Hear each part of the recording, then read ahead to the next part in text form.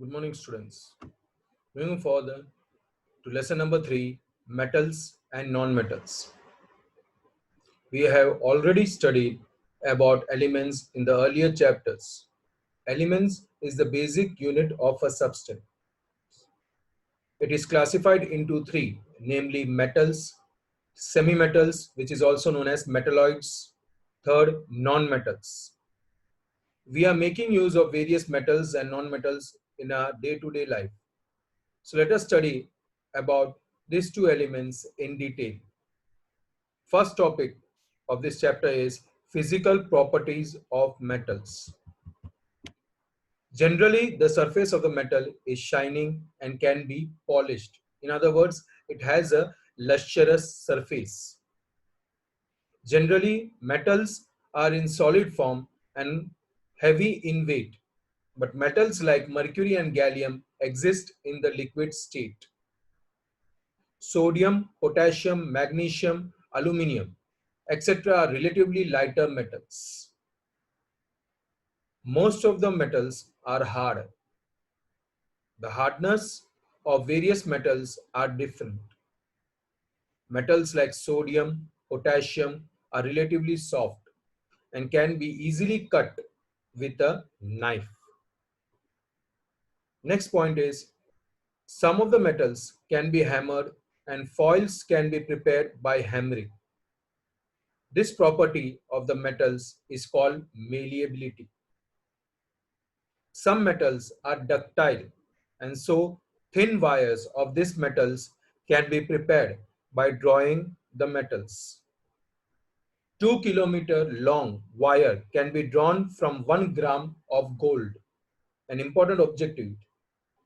How much long wire can be drawn from 1 gram of gold? The answer is 2 kilometer.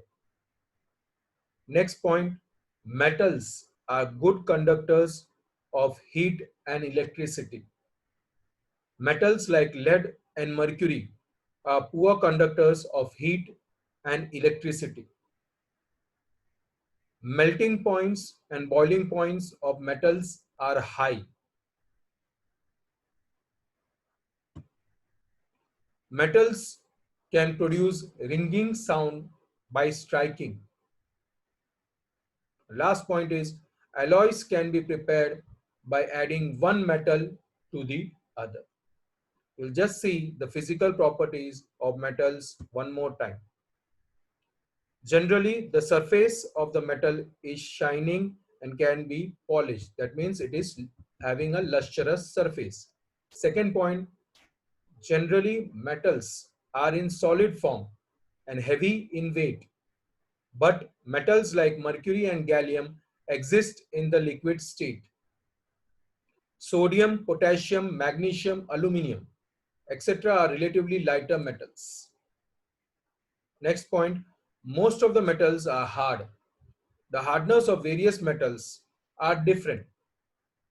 Metals like sodium, potassium are relatively soft and can be easily cut with a knife. Next point, some of the metals can be hammered and foils can be prepared by hammering. This property of metals is known as malleability. Some metals are ductile, and so thin wires of these metals can be prepared by drawing the metals. 2 kilometer long wire can be drawn from 1 gram of gold. It is an important objective. How much long wire can be obtained from 1 gram of gold? The answer is 2 kilometer long. Next point, metals are good conductors of heat and electricity. Metals like lead and mercury are poor conductors of heat and electricity. Next point, melting points and boiling points of metals are high. Next point in it is metals produce a ringing sound on striking. And last point is alloys can be prepared by adding one metal to the other. Alloys is an homogeneous mixture of a metal with metal to remove its defects. Now, physical properties of non-metals. The surface of the nonmetals is not shining, but as an exception, iodine possesses luster.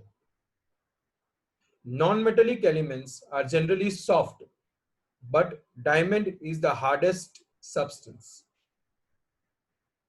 Non-metals do not possess properties of ductility and malleability.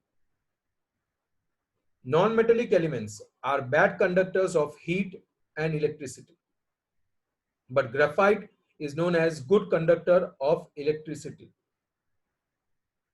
Non-metallic elements in solid form are brittle.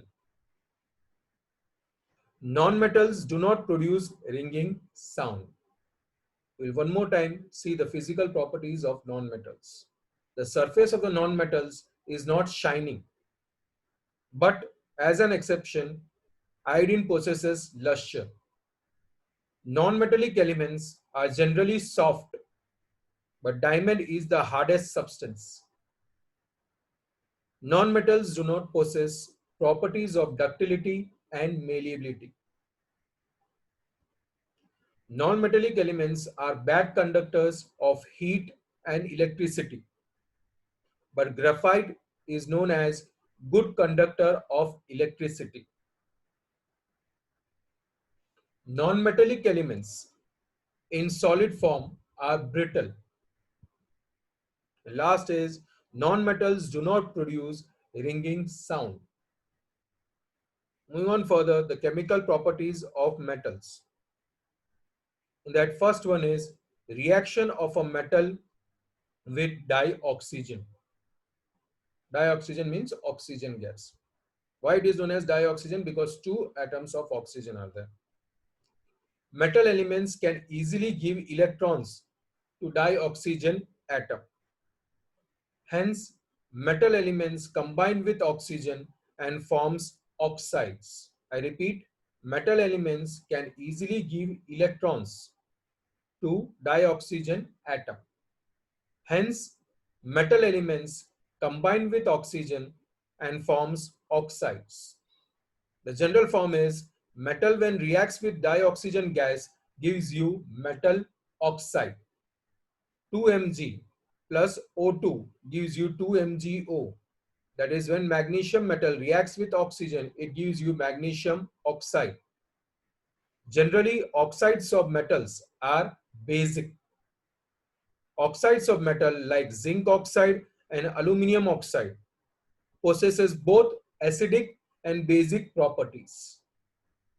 Such metal oxides are called amphoteric oxides. So an important objective is there. Give example of amphoteric oxide. The answer is zinc oxide and aluminum oxide. Why are they known as amphoteric oxide? Because they possess both the properties of acid as well as base. Most of the metal oxides are insoluble in water, but some oxides dissolve in water and forms alkali. Repeat, most of the metal oxides are insoluble in water, but some of the oxides dissolve in water and forms alkali.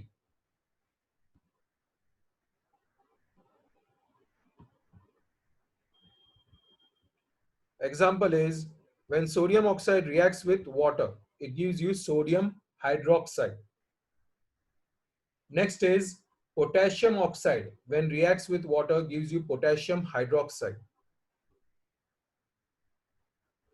All the metals do not react with dioxygen with the same rate. That is, the reactivity of various metals with oxygen is different.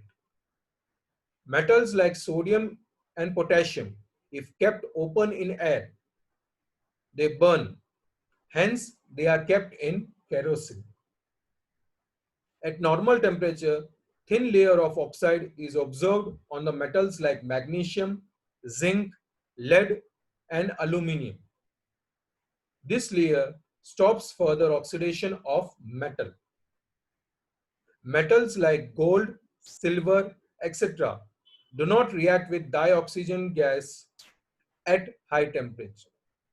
One more time we will see all the metals do not react with dioxygen with the same rate. That is, the reactivity of the metals with oxygen is different.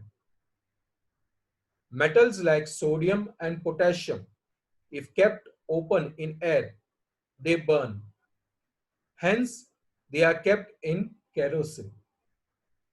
At normal temperature, thin layer of oxide is observed on metals like magnesium, zinc, lead, and aluminium. This layer stops further oxidation of metal. Metals like gold, silver, etc. do not react with dioxygen gas at high temperature.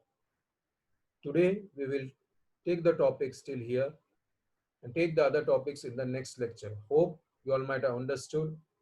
Please complete your notes in time.